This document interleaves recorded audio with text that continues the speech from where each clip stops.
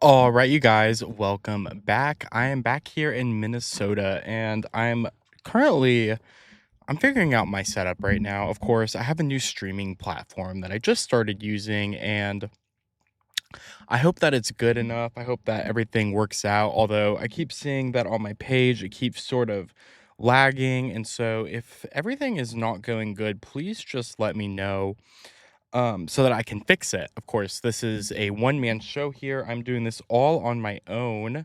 And so I want to kind of discuss with y'all a couple of things right now, actually. So the first thing I wanted to discuss with y'all, and this news came up the sort of right when I started, right when I was getting ready to start my stream today. I'm just pulling up the article so that I can quote it in its entirety and accuracy.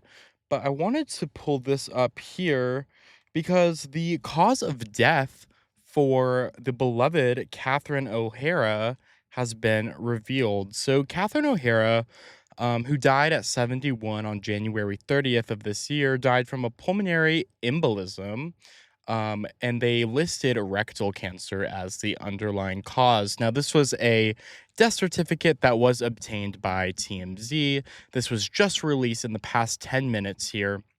So it's very new, it's very fresh, and I'm just kind of getting set up for you guys here. So I apologize if there's any delay in the stream. Sort of I'm pulling up my stream on my phone on the different platforms that I'm on, which is Twitter and X, of course. And so I apologize if there's any delay. As you guys know, I do this stream from my car most of the time. For the past couple of days, the past two streams, I was back in Florida where my parents live. I was visiting them.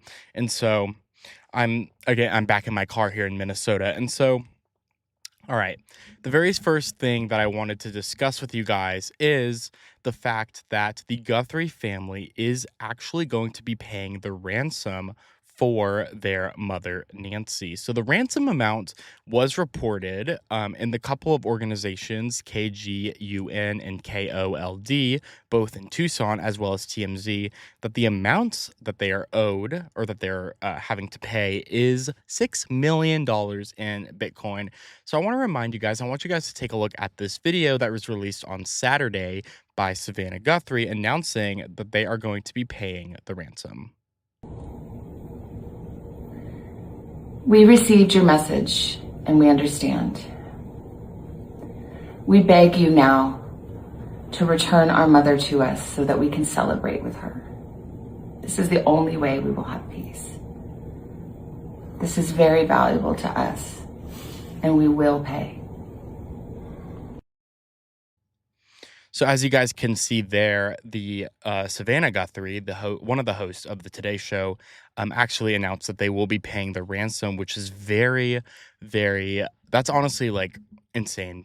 Just because this is the 9th day that Nancy Guthrie has been missing. Reminder, she is 84 years old and she has gone missing. She went missing, I believe, last Saturday.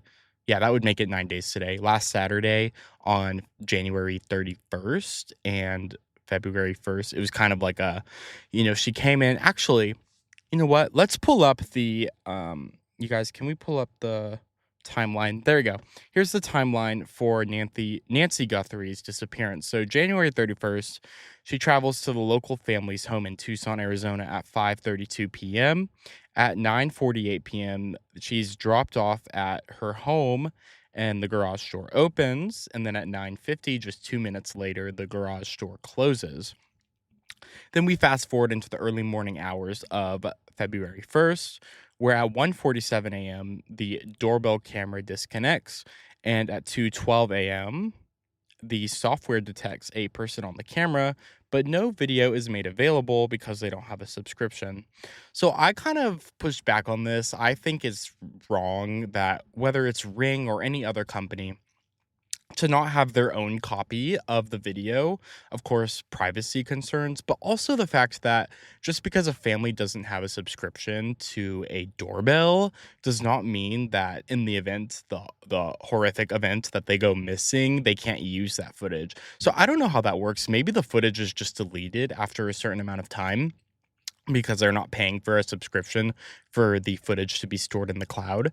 But at the same time, I do think that that's just kind of, it's unfortunate and it's unfair that just because they don't have a subscription doesn't mean that the police and the law enforcement can't access that footage, unless of course the footage is actually gone. But in the event of, in the sense of big tech, I doubt that it is truly. And I pushed back on that in my last episode. I thought that was pretty unfair, actually. Um, and so let's pull that thing that, yeah, the timeline back up again.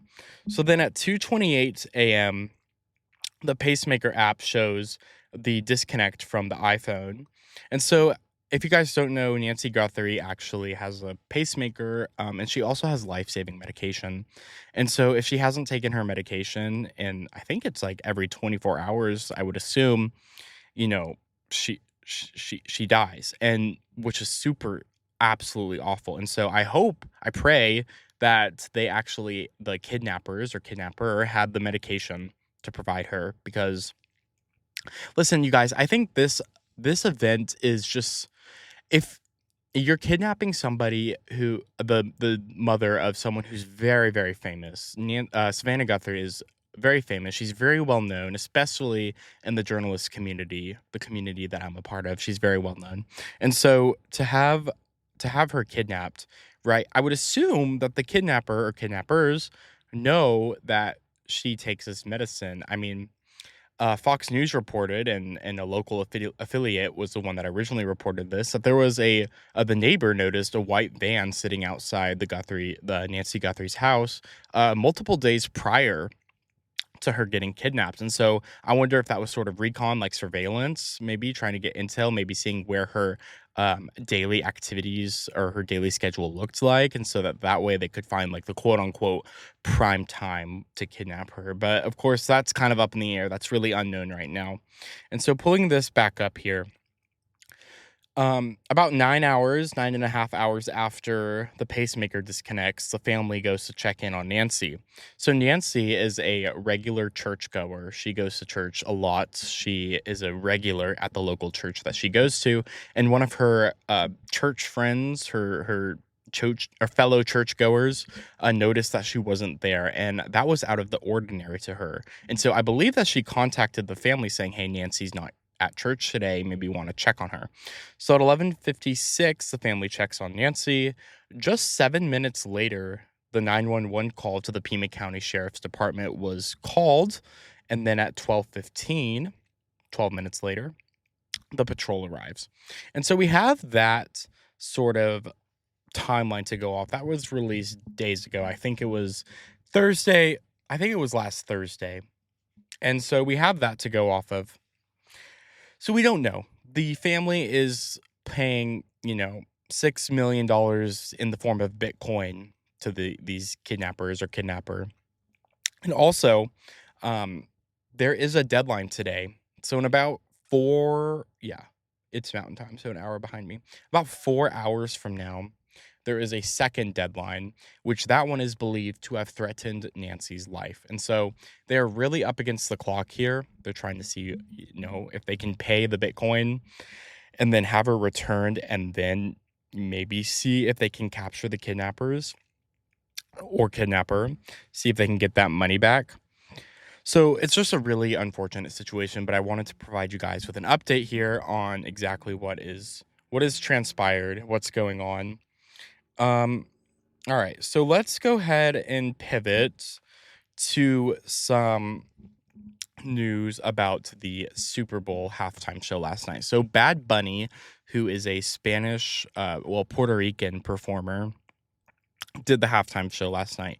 He recently won Album of the Year at the Grammys for his album, which I'm not going to try to pronounce the name of, and I feel bad. But let's take a look at President Trump's sort of response. And I'll read this to you in its entirety, even though you can see it on the screen here. Quotes, The Super Bowl halftime show is absolutely terrible, one of the worst ever. It makes no sense, is an affront to the greatness of America, and doesn't respect our standards of success, creativity, or excellence. Nobody understands a word this guy is saying, and the dancing is disgusting, especially for young children that are watching from throughout the USA and all over the world. The quote, show is just a slap in the face to our country, which is setting new standards and records every single day, including the best stock market and 401ks in history. There is nothing inspirational about this mess of a halftime show, and watch. It will get great reviews from the fake news media because they haven't got a clue of what is going on in the real world. And by the way, the NFL should immediately replace its ridiculous new kickoff rule. Make America great again, President Donald J. Trump. So, it's an expected response to the Super Bowl halftime show, which was announced months ago.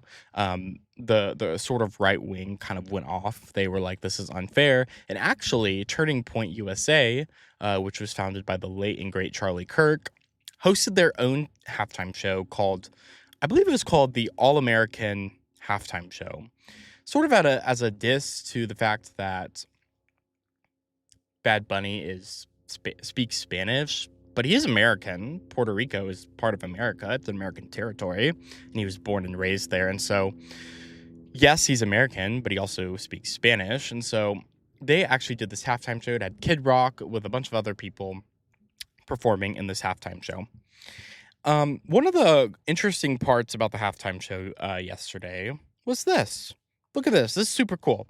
A couple actually got married at the halftime show. So originally, they had invited Bad Bunny to attend their own wedding.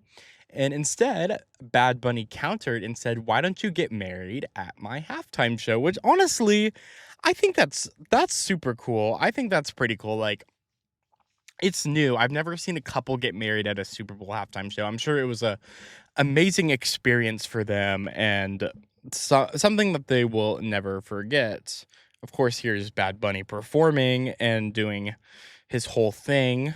Um, and then this was a sign that actually got people on the right pretty mad, because I think that they thought it was like a diss on Ice, which it may have been. But it says, and this was at the end, the conclusion of his halftime show. It said, "The only thing more powerful than hate is love."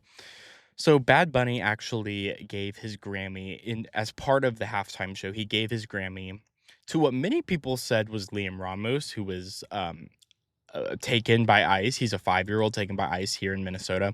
It wasn't actually Liam. That has been confirmed. However, it people thought it was more of like a symbol, giving his Grammy to the 5-year-old kid taken by ICE. But it was a younger version of himself, and I don't have that clip with me right now. But you can go and watch that. It's a younger version of himself that he gave the Grammy to, like saying, like, "We're gonna make it. We're gonna be album of the year, like you and me, like let's go," which was honestly pretty inspirational and pretty cool. But a lot of people did not like that halftime show. There was a lot of discourse around it.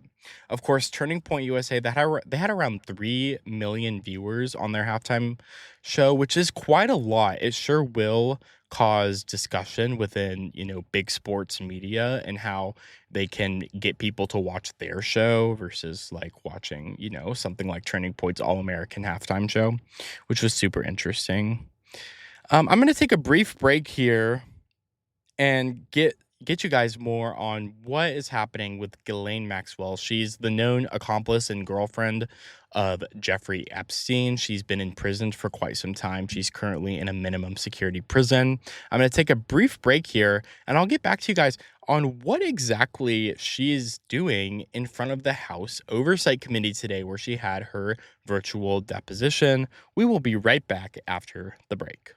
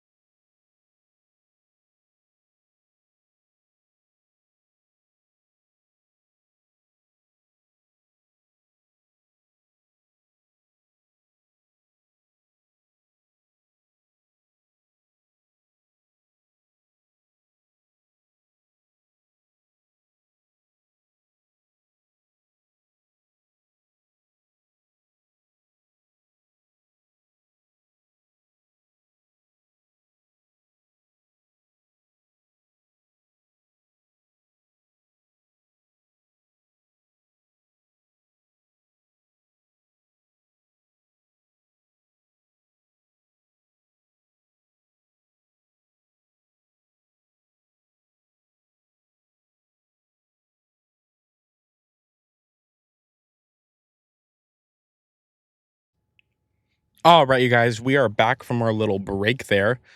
I'm starting to do breaks in my show just so I can make sure I have all of my things gathered. And I'm looking at my phone here. I use the Citizen app. I don't know if you guys use that app too. I highly recommend it, especially if you live in an area that you deem unsafe. It's a really, really useful tool. But one of the things that it does is it provides news on, big events around the world, or mainly the US, I would say. One of the things that it just sent me, so if you live in Springfield, Ohio, be careful just because there have been bomb threats issued across the area. Um, and I want to read you guys the tweets or the the statement, I guess, from the city of Springfield, where there have been bomb threats that have closed the schools. Says community notice: residents and visitors are asked to avoid the downtown area near um, near the police department and courts due to safety concerns that are impacting traffic flow. Streets affected include Fountain Avenue, Columbia Street, North Street, and Limestone Street. Motorists are encouraged to plan ahead and use alternate routes when possible. Thank you for your cooperation. So, you guys, if you're in Springfield, Ohio, I know I have viewers from all over the country. So, if you're in Springfield, Ohio, just be safe, be mindful, of course. But I do recommend the Citizen app. It is very, very useful. There are, of course, threats that, information news that it has that comes from all over the country. But there's also local stuff. So let me pull up this for you guys. I want to show you guys kind of the things I've received. So I've received offender registered, like a sexual offender registered 800 feet away from where I was living. Ew, that's gross. Um, Also, you guys, so do you know the rapper Lil Jon? So his son, Nathan Smith, has passed away. He was reported missing a couple of days ago, and he's dead. I'm just viewing this now on my Citizen app. You can see here rapper Lil Jon's statement mourning loss of missing son after body discovered during search. So a couple of days ago, his Lil Jon's son went missing, and this is just awful. I'm praying for their family. Of course, you guys know Lil Jon. Maybe you don't. He was reported missing on February 3rd, so just 6 days ago, a little under a week. And this might be sort of, I guess, old news just because it says 3 days ago. Can you see that? 3 days ago. So it says both Lil Jon and Nicole Smith released a statement announcing the tragic loss of their son Nathan Smith after police located a body in a pond in Atlanta, Georgia. Of course, we're praying for Lil Jon and Nicole Smith and their whole family. That's just an absolutely tragic loss. And his son was 27 years old, and it's that's so young, and it's just awful. But you guys, this app definitely, I get a lot of my news, not news, but just urgent reports from this app. So when I originally saw that Nancy Guthrie went missing, I actually saw on the Citizen app. This is, of course, non-promoted. I'm not sponsored by them. I'm actually not sponsored by anybody at this moment. Of course, I'd love some sponsors, but not at this moment. And so I'm just showing you guys this app just because to increase your sort of safety and security and your well-being, and of course, so you guys know what's going on in the world around you, because there's a lot of stuff that isn't reported in the mainstream media. But what has been reported in the mainstream media was Ghislaine Maxwell, however you say her name. She is the known accomplice and girlfriend of Jeffrey Epstein. And today she spoke in front of the House Oversight Committee, which is doing this investigation into Jeffrey Epstein and everybody associated with him. So, some very interesting stuff came out about this investigation. I don't have any screenshots for you guys, so you're just going to have to listen to me sort of say this. But Ghislaine Maxwell, she's been jailed for 20 years. I don't know when she was jailed, but her sentence is 20 years. For conspiring with Jeffrey Epstein to abuse minors, which is just freaking disgusting. Absolutely disgusting, you guys. I Ew. I get the eggs. But she actually said, well, she didn't say a lot today in her deposition. She had a virtual deposition. She's being kept at a minimum security prison in Texas. And I think that's weird, right? Like Ghislaine Maxwell, like a literal child sex abuser, is being kept at a minimum security prison. And of course, that came right after she met with Deputy Attorney General Todd Blanche. So, of course, like she's kept in this, I guess, maximum security prison, very high security prison. And then she meets with Todd Blanche, the Deputy Attorney General, and then she gets moved. She gets moved to a minimum security prison, I believe, in Texas, which is weird, right? That's weird, you guys. Am I not the only one that thinks that that's, like, weird? That, like, after you speak with the deputy attorney general, you're moved to a minimum security prison where you have therapy dogs and you can get, like, meals, like, whatever meal you want and just, like, all of these things. It's almost like Jeffrey Epstein's sweetheart deal, which happened, I believe, in 2008, maybe? I could be wrong about the year, with Alex Acosta, the DA at the time down in Miami, and he gave him a 3-month sentence where he was allowed to leave the prison for many, many hours at a time, go to work, and then come back. He had a TV in his room. It was specially treated. It's like, how are you so specially treated, in a prison for trafficking minors? That's what Jeffrey Epstein was convicted of back in, I believe, 2008. That was the quote unquote sweetheart deal. And so we're looking at this sort of, testimony, this deposition to the House Oversight Committee, which is conducting a probe, an investigation into Jeffrey Epstein as a whole, and just all of his actions, his disgusting actions. So she pleaded the fifth to basically like all of their questions. And the House Oversight Committee chair, James Comer, who is a Republican, said that it was very disappointing and that lawmakers had many questions to ask about the crime she and Jeffrey Epstein committed, as well as questions about potential co-conspiracy. I don't know what that co-conspiracy is in reference to, maybe with other individuals, other high-profile individuals. We don't really know, and that's weird. I think that's weird.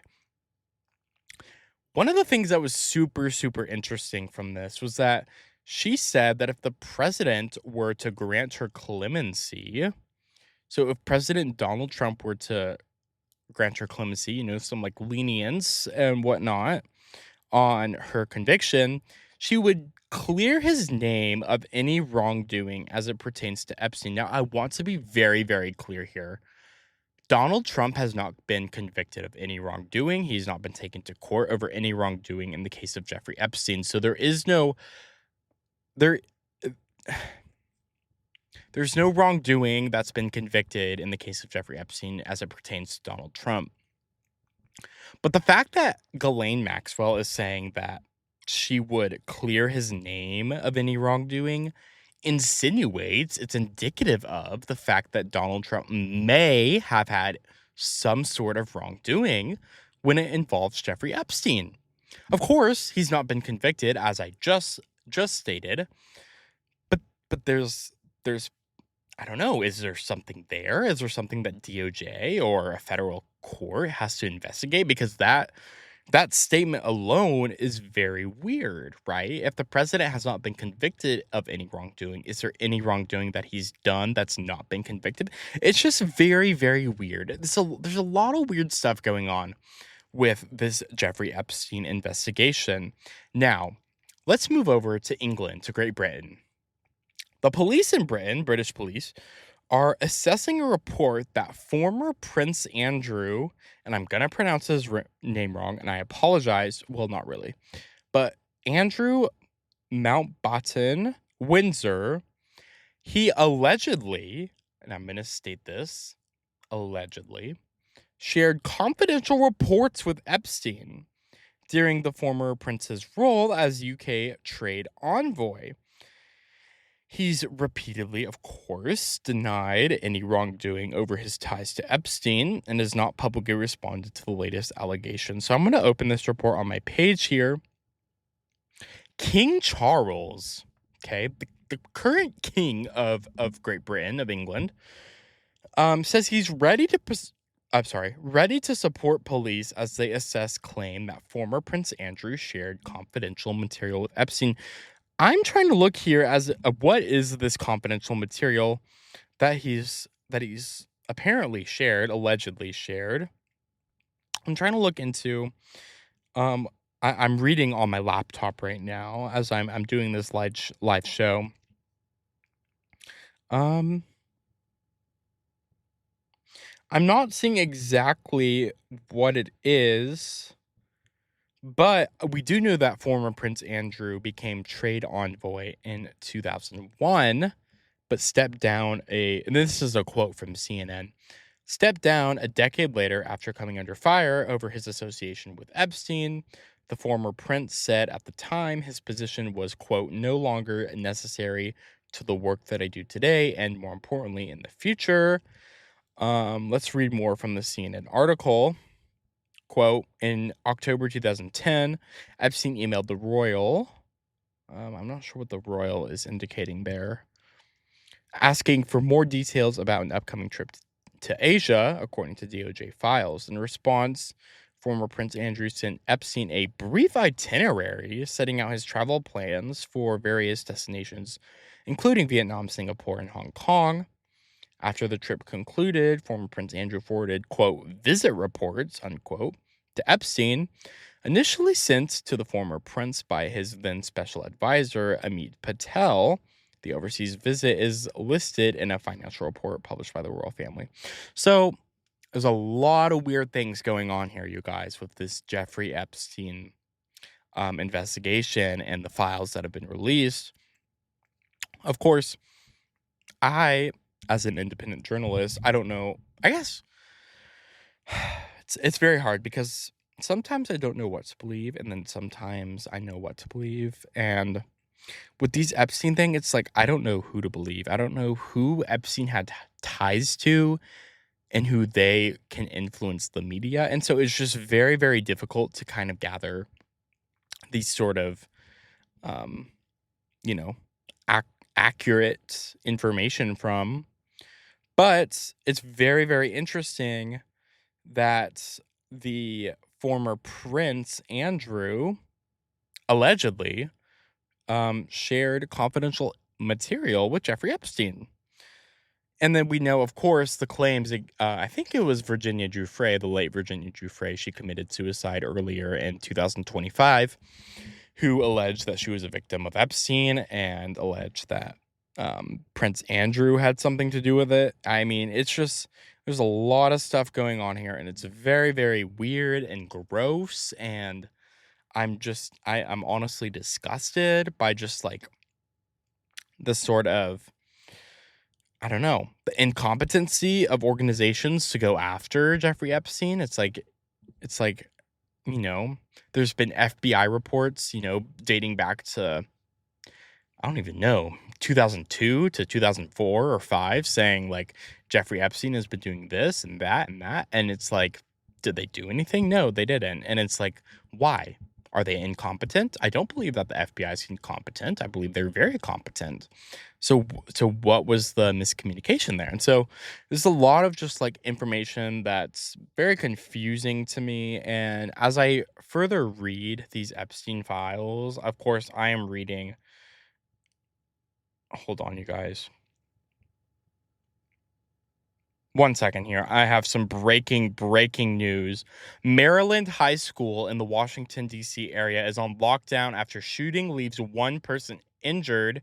Officials in Maryland announced Monday afternoon that a shooting occurred inside a high school with one person confirmed to have been shot. The Montgomery County Department of Police said Thomas S. Wooten High School remains under lockdown as additional officers gather at the scene. All right, you guys, we have some breaking news coming out of Washington, D.C., where a high school has been shot, or a high school is under lockdown after a person was shot, I believe, inside the high school.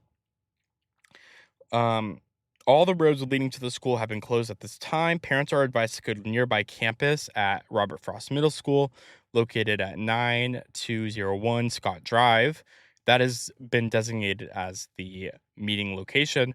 We will be monitoring this shooting here, you guys. This is breaking news coming in live here. As you can see on my screen, Maryland High School locked down after shooting leads to one person injured. All right, you guys, we will be monitoring this. Please stay tuned. This is breaking news right now coming to me as I'm streaming. So of course, make sure to stay tuned. Whew, today has been a day. Today has been a day, you guys. I'm grateful for you all. I'm grateful for this platform that I have and the ability to stream. I enjoy doing this, and I've just found, of course, a new streaming, I guess, sort of platform, software that I can use. As you guys know, I am a one-man show. I'm doing this all on my own, but I'm loving it. I'm enjoying it. So please stay tuned. I'm gonna figure out how to finish this live stream here. But I will keep you guys updated on any new developments we have, of course, from that shooting in DC at the DC High School and any other new developments. So please stay tuned. I appreciate you guys, and I will see you guys tomorrow.